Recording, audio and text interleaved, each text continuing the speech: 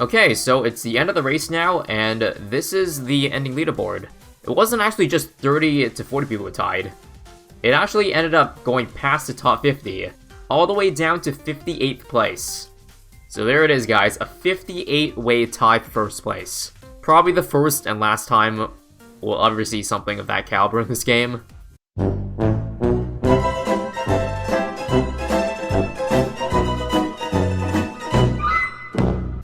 Guys, I think Ninja Kiwi done goofed a little bit in this one. So 8 months ago, 58 people tied for first place in a race. And this week, history repeats itself. But this time, it's pretty much 10 times worse, and let me explain why. So the race is called Ready, Set, Go. It has increased mob HP, no selling, and these are the towers. If you've seen any race videos from me or anyone else before, then it shouldn't be any surprise to you that farms are really good in this mode. And guess what's enabled in this race? You guessed it, farms. Now I know farm has been enabled many times in previous races, and there's been no problem. But here's the problem when you give enough starting cash to start off straight up with a farm. So basically the race starts with 800 starting cash, but if you have the knowledge it gives 200 extra cash, you can pretty much start off with a farm placed. What this means is that it's possible to send every single round at once while building farms, and you make enough that you can build enough defense to survive sending literally every wave at once. However, surviving every round being sent at once is not an easy task. In fact, no one was able to do it for the first few days of the race. Everyone who did initially actually used some sort of cheat in order to get the minimum time. More on that in a second. Right now, I want to quickly explain for those who are not too informed about how races work, about why people are able to tie it down to the exact millisecond, the exact frame. So in case you don't know, a couple years ago, Ninja Kiwi added a round send delay, basically to combat auto-clicking, because if you can send out 75 rounds at once in half a second, that's obviously impossible for a human to do. And so that person who auto-clicks would automatically get a faster time than the person who can't click as fast. Basically, the minimum time is gated by how long the longest round is. In this race, it's round 74, over a minute long. So basically with this round send delay, nobody has an advantage in terms of clicking. Everyone's pretty much sending out round 74 at the same time, whether they click 6 times a second or 600. And that's why every time you saw it in the little intro I did was 137.01. That's the minimum time this race. And in these attempts you see in the background, I'm going to be trying my best to get that time and failing, because I'm actually not using any cheats. Now about those cheats, the reason why nobody was able to get the minimum time in this race legitimately in the first couple days is because, well, the strategy was really hard to pull off. Or at least the optimal strategy for people who aren't using cheat engine wasn't quite figured out yet. Now as for what kind of cheats people are using, well, the biggest advantage is slowdown. If you slow down your game, like a quarter speed, half speed, you're able to place towers much quicker. And that's a huge advantage, especially when you use farms, because every millisecond matters when it comes to how much money farm makes. It's kind of like a snowball effect. If someone using slowdown is able to place a farm 10-20 milliseconds faster than someone playing legitimately, they will earn an extra $20 from that one farm. They're able to get that second farm 20 milliseconds sooner, and then they get an extra 20 from that one, and so on until that difference ends up being, you know, a couple $100. So right there, massive advantage cheat engine users are getting. And that's how I wager at least 50 plus people in the leaderboard have done in order to get minimum time. And guess what? Ninja Kiwi has no way of detecting who is using cheats and who isn't. At least that's how people were telling me. So it's really interesting to see how NK is going to fix this problem. As I'm speaking right now, the race is actually not closed yet, so I don't know what NK is about to do. But I'll update you at the end of this video. Like, what are they gonna do if they can't tell who did it legit or not? Do they give everyone top 50? Do they give it on a first come, first serve basis? Do they just not give anything at all? Because either way they do it, it's pretty much gonna be unfair to somebody. Now, of course, this could have been avoided if at the start of the race they realized that, well, a shit ton of people are going to be getting the minimum time, then we're gonna have a out of control race all over again. Now you might be wondering how they could possibly predict this could happen. Well, for starters, enabling infinite farms and giving enough starting cash for a farm is already a big tell right there. But either way, I'm pretty sure even on the first day, multiple people reached out to Ninja Kiwi telling them about what was to come, so that, you know, they would have time to either pull the race or modify the race on the first day, so that the damage is lessened. However, I believe those requests were either ignored, or they just decided to stick it out, and they'll deal with it after, and here we are, waiting to see what happens once the race is done. Okay, so before I continue further about this, let's actually go over the strategy for this race. You might be noticing I am pausing the game a lot, but that is normal in races, because if you're playing on full speed, not using cheat engine, then pausing the game helps because it gives you time to think about what to do next, or rather, I already know what I'm going to do next because the strategy is already prepared for me beforehand. Like, nothing's going to change, I'm just going to do the exact same order.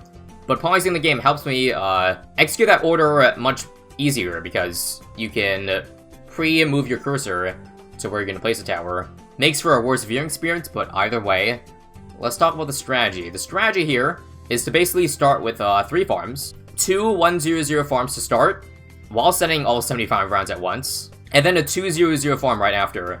After that, you want to build a 203 bomb on the right side. Once you get that, you want to upgrade the other 100 farms to 200. And then once that's done, you want to get Recursive Cluster. Then you want to outbuff it and then get a reactor because, well, Recursive can't kill blacks. That's the reactor. We're going to outbuff it. We're going to go for a second Recursive Cluster and we're going to outbuff that as well. But with just 1 reactor, that's obviously not enough to get all the blacks. So you got a second reactor on the top. You want to outbuff that one as well. And then you just want to drop Recursive Clusters and pray. Literally pray to RNGesus that you survive past this part. And guess what? In this run, I finally did. So I drop a couple more Recursive Clusters, and I start getting some money with boats. Because I'm going to need some money to clean up all these BFBs here. But I goofed, because I forgot that there was increased mob HP in this race. And so Recursive Clusters aren't actually enough mob bomb power, and I actually end up dying. Which really sucked, because it took me like 15 minutes of trying to get to this point. But that's okay, you live and you learn. I should mention at this point, I resorted to using an auto-clicker to send out 75 rounds at once. Some of you may call this cheating, but given that, again, half the leaderboard use cheat engine to slow down their game, I think it's fine using auto-clicker. Like, it's not my fault NK designed a race like this. Like, think about it this way, if I didn't have that auto-clicker, my arm probably would have fallen off at some point, trying to get minimum time. And without ARM, I'm not able to make videos, or at least I'll be handicapped in making videos, which means less videos for you guys, and I'm sure you don't want that, so you should be thankful that I turned on those auto-clicker. Anyways, here's another run I did that actually survived past the 30-second mark. This one took me yet another, like, 20 minutes of trying. This time, instead of going for Merchantmen, I go for Destroyers. Surely that's enough mob damage, right? Y'all know how fast Destroyers shoot, how good they are against Moabs? Well, turns out, not good enough for this one. Even though I had 3 of them and a bunch of recursives, I still end up dying. You can imagine how pissed off I am right now. In case you can't tell, I am obviously post-commentating this, but I was fuming at the time. Either way, you know the saying, 3rd time's a charm? Here is the run that actually works. So you know the drill, we do the farms, into the recursive, into the outbuff, into the reactor, into the outbuff, into the reactor, into the outbuff, into the reactor, and into another outbuff. And after enough attempts, I finally break through the 30-second mark. Now instead of going for Destroyers, I'm gonna start saving up for an Ultra Juggernaut. Ultra Juggernaut, lots of pierce, decent mob damage. It's good enough for what we need here. So if I get that, it's pretty much GG, and as you see, I finally do. I do indeed get the Ultra Juggernaut, and we're finally on our way. And now I'm gonna go for Merchantmen, because I gotta make enough money, again, to defend those BFBs in time. However, I got a bit of a scare, because I still almost died, even with Ultra Juggernaut on the screen. Luckily, I didn't, and so this will end up being the winning run. I just gotta spam enough Merchantmen, which I do, and then I go for Carrier Flagship. Carrier Flagship, aircraft carrier spam, has full map range, mob missiles do good mob damage, so that's a pretty good choice when we're trying to kill the Moabs as fast as possible, and they're all over the map. So yeah, now after that, I'm going to need towers to kill the last Bloon 74 on the first frame. And the tower you go for every time, if it's enabled, is a 302 sniper. 302 sniper can one-shot ceramics at the very first frame every single time. So it's super reliable. And yeah, count down the clock. Final time, 137.01, as expected.